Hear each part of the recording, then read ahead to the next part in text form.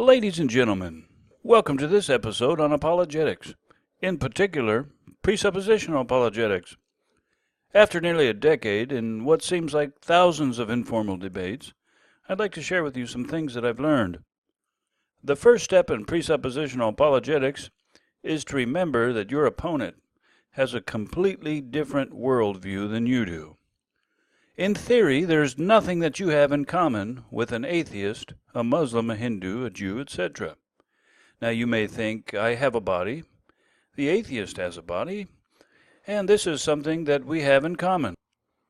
However, the atheist probably sees your body as an accidental grouping of molecules in a random universe with no ultimate purpose and no immaterial soul.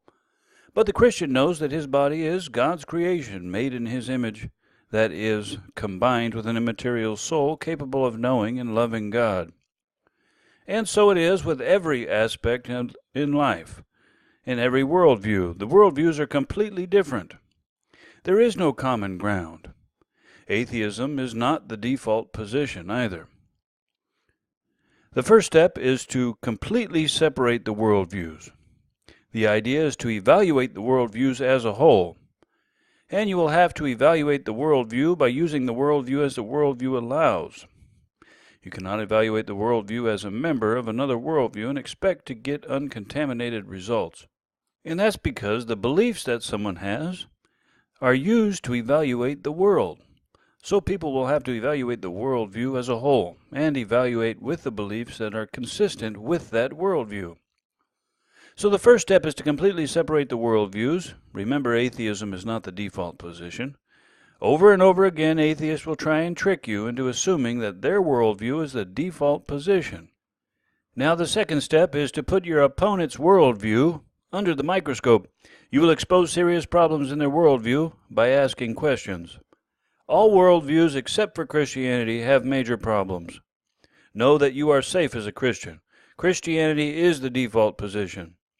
Now, how do you know that God exists? Well, everyone knows that God exists. God has made it known. And atheists are suppressing that knowledge and deceiving themselves. The atheist's age-old trick is exposed. Atheism is not the default position. The tables have turned. Christianity is on the offense, not the defense. I know that God exists because God has made it known to me. I trust Jesus because of the Holy Spirit. It doesn't matter what questions anybody asks. I can be completely confident in the power of God, who has made it known. Now it's their turn to explain. Now they are on the defense. And when they deny the truth, there will be serious errors that can be exposed. And this is what we'll look at in the next video. Now some key things to remember. Completely separate the worldviews. When you're talking, don't let them confuse you. Atheism is not the default position. You're safe as a Christian. You have nothing to worry about. But they are not. Don't fall for the trick. We do not all share the same worldview. We have nothing in common in theory. Put them on the defense. Thank you so much for watching. Please post any questions or comments below. We'll see you in the next video. That's all, folks. Thanks so much and have a great day.